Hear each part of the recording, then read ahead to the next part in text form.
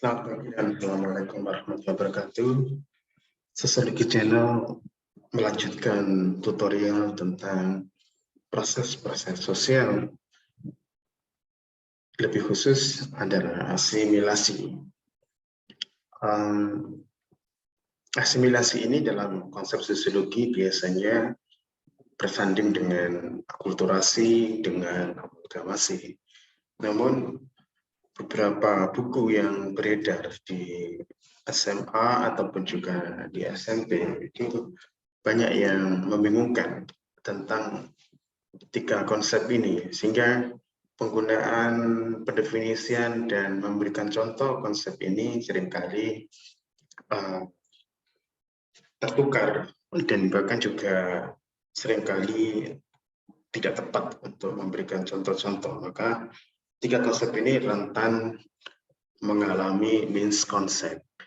Jadi kembali bahwa asimilasi ini adalah masuk ke dalam ranah proses-proses sosial. Nah, proses-proses sosial ini bukan interaksi sosial.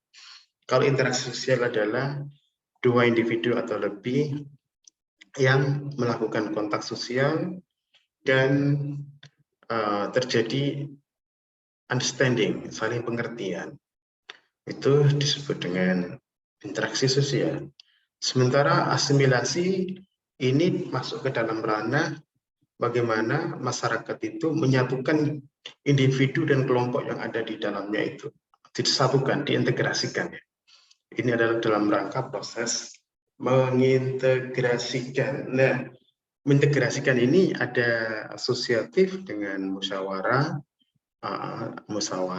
dengan kerjasama, dengan perjanjian, macam-macam. Tetapi juga ada yang disasosiatif. Nah, salah satu dari proses yang disasosiatif ini adalah asimilasi. Karena asimilasi ini lebih cenderung ke arah pemaksaan kepada individu atau kelompok yang marginal dalam konsep sosiologi atau yang lebih minoritas. Minoritas harus menanggalkan gizi kebudayaannya untuk mencoba supaya agar diterima oleh mayoritas.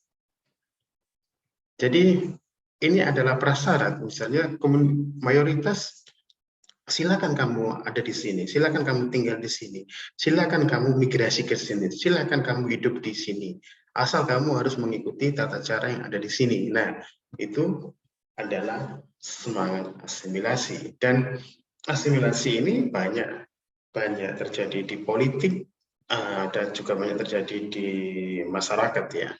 Dalam lingkup negara biasanya kebanyakan menggunakan asimilasi ya. Misalnya kamu boleh migrasi ke Prancis misalnya, tapi harus mengikuti tata cara yang ada di Prancis agar lebih Prancis ya. Bahasanya itu akan lebih ke Prancis-Prancisan. Jadi itu adalah asimilasi, jadi jangan sampai salah ya. Dan asimilasi ini juga banyak contoh-contoh di masyarakat, bahkan masyarakat awam pun sering kali membicarakan asimilasi. Misalnya ada sebuah pembangunan perumahan gitu ya, perumahan yang baru. Nah, ketika terjadi mulai direncanakan dan juga setelah mulai dibangun, maka warga sekitar gitu biasanya bicara tentang asimilasi. Boleh Anda membangun perumahan di sini, tapi nanti mereka yang tinggal di perumahan di sini harus mengikuti tata cara kami, kan gitu ya, dari sisi agama misalnya, dari sisi budaya gitu. Nah, jadi itu seringkali bahwa asimilasi ini orang awam pun paham ya. Nah, kenapa kalau orang awam paham kita tidak paham kan gitu yang menjadi problemnya misalnya. Nah, asimilasi ini juga terjadi di ini ya, di semacam tahanan ya, tahanan misalnya. Ada asimilasi tahanan yang dianggap menyimpang dari masyarakat itu, dan setelah menjalani proses sebagian dari masa tahanan ada namanya asimilasi. Tahanan dikeluarkan dan dengan istilah asimilasi sehingga harus menyesuaikan diri dengan masyarakat kembali kan gitu ya, tidak boleh menyimpang lagi, tidak boleh melakukan kriminal lagi ya, itu namanya ada asimilasi. Nah, untuk lebih jelasnya mari kita kita pahami dengan slide sebagai berikut. Asimilasi berasal dari bahasa Latin assimilation yang berarti to render similar, untuk membuat serupa. Asimilasi dalam bahasa Inggris berarti pencampuran yang harmonis. Ya, pencampuran yang harmonis dari sisi dari sisi akar harmonis tapi dari sisi yang mayoritas ya, pembauran ya, dibaurkan istilahnya identitasnya itu, simbol-simbolnya itu ditanggalkan sehingga akan berbaur dengan mayoritas. Perpaduan boleh, perpaduan dalam arti ya jadi menjadi bagian dari mayoritas ya. Dan penerimaan, tadi mayoritas menerima bahwa kamu boleh tinggal di sini, boleh asalkan mengikuti cara-cara ya mereka gitu ya, mayoritas. Nah, konsep budaya asimilasi diartikan sebagai proses kelompok minoritas secara bertahap menyesuaikan diri dengan kebiasaan, sikap budaya, dan adat yang berlaku. Nah, konsep sosiologi asimilasi diartikan sebagai pencampuran kelompok minoritas ke dalam mayoritas yang dominan. Ya, misalnya pernikahan apakah bisa dikatakan asimilasi? Bisa juga pernikahan itu dikatakan asimilasi. Dan banyak misalnya negara-negara, bahkan masyarakat dan bangsa-bangsa, misalnya bangsa Arab, termasuk bangsa Nusantara misalnya, menggunakan pernikahan untuk asimilasi ini kan gitu ya, agar menjadi kelompok yang kelompok pendatang ini atau kelompok ya itu bisa terintegrasi karena melalui perkawinan tadi gitu ya, walaupun misalnya tadi mayoritas tetap mendominasi kan gitu ya. Ya, bahkan dari sisi nama harus ganti ya, misalnya namanya di sini apa kan gitu ya, sementara nama di sana berbeda. Dari sisi pakaian juga harus berganti. Bahkan potong rambutnya itu pun juga harus menyesuaikan dengan mayoritas ya. Nah, jadi itu. Oke. Baik. Asimilasi dalam istilah umum paling sering diterapkan pada proses di mana sejumlah besar imigran dari Eropa telah terserap ke dalam populasi Amerika selama abad 19 dan awal abad 20. Asimilasi ini identik dengan ini ya, dengan proses imigrasi ya, imigrasi. Jadi apalagi Afrika ini kan ingin membangun sebuah bangsa, membangun negara yang baru ya, yang berdasarkan pada kebebasan. Nah, orang-orang yang ada di negara manapun, bangsa manapun bisa masuk ke Amerika, tetapi harus mengikuti style gaya Amerika kan gitu ya. Nah, asimilasi sering digunakan untuk kaum imigran. Terdapat beberapa karakteristik asimilasi. Pertama, asimilasi adalah proses dua arah ya, jelas. Ya, yang dominan sama yang subordinat ya, sama yang marginal ya. Kedua, asimilasi berlangsung di kelompok maupun individu. Iya, individu pernikahan tadi, tapi pernikahan juga adalah menyatukan keluarga, juga kelompok. Nah, seperti itu ya. Ketiga, beberapa asimilasi terjadi dalam sebuah situasi interpersonal yang abadi. Wah, oke. Yang keempat, asimilasi sering tidak lengkap dan menciptakan masalah penyesuaian bagi individu. Ya, jadi bagaimana individu ini kan sebenarnya kalau dalam sosiologi itu kan memiliki modal budaya. Modal budaya ini seperti yang dikatakan oleh Bourdieu adalah dimiliki ya. Jadi kalau Anda lahir dari kultur kultur pegunungan, Anda punya budaya pegunungan. Kalau Anda lahir di nelayan, ya Anda punya budaya nelayan. Anda lahir di pertanian, ya Anda punya budaya petani. Nah, ini nggak bisa dinafikan ya, karena budaya itu dimiliki. Berbeda dengan sosial tidak dimiliki. Sosial adalah hasil dari keterampilan ya harus dikuasai ya, itu ya. Nah, kalau budaya itu memang dimiliki karena dia lahir di sana, lalu dia menyerap budaya itu, lalu ada sosialisasi itu dari kecil ya hingga dia dewasa. Nah, maka budaya itu dimiliki. Oke. Nah, seringkali misalnya ya ada memang sih lebih yang nelayan misalnya lebih menyukai budaya nelayan, yang petani lebih menyukai budaya petani, atau misalnya yang dari culture Muslim lebih menyukai tentang tata cara Islam misalnya. Oke. Kelima, asimilasi tidak melanjutkan sama cepat dan sama-sama efektif dalam semua situasi antar kelompok. Tidak. Ya, artinya memang berbeda-beda ya. Asimilasi itu adalah penundukan ya. Nah, tergantung bagaimana penerimaan dari individu itu atau kelompok itu, karena ini adalah penundukan mayoritas terhadap minoritas.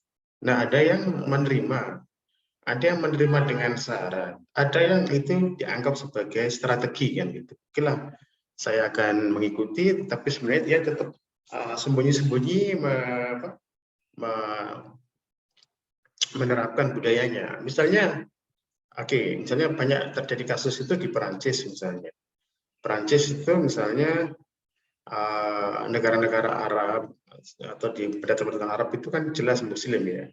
Nah, lalu Perancis ini kan punya aturan sendiri, misalnya jangan terlalu menunjukkan simbol-simbol keagamaan di publik itu misalnya ya. Nah, sementara Muslim itu kan yang perempuan kan wajib berhijab, berjilbab, bahkan ada yang diwajibkan bernikop atau cadar ya. Nah, ketika masuk ke Prancis maka akan ada banyak persoalan di situ ya, misalnya karena Prancis ini mencoba untuk menerapkan bagaimana simbol-simbol keagamaan itu tidak dieksplor, tidak ditampakkan di publik ya. Jadi lebih lebih tadi itu agar lebih ke Prancis, maka jangan menampakkan simbol-simbol itu. Nah, akhirnya banyak ya yang misalnya Muslim kena denda ya, misalnya ya. Apalagi yang ya Muslimah itu ya. Ya itu harus pakai jilbab ya, atau itu ada yang pakai cadar juga ya. Oke. Nah, jadi memang ini agak sulit ya karena ini menyangkut dengan kebudayaan, sehingga orang ketika dipaksa mungkin sejauh mana represinya itu, sejauh mana kekuasaan memaksanya itu ya. Misalnya kita dulu juga sama di hampir semua negara ya ada melakukan asimilasi ya, bahkan nama juga harus ganti ya, nama, lalu pakaian, lalu bahasa itu harus mengikuti mayoritas. Nah itu juga ya, jadi di negara manapun akan melakukan asimilasi.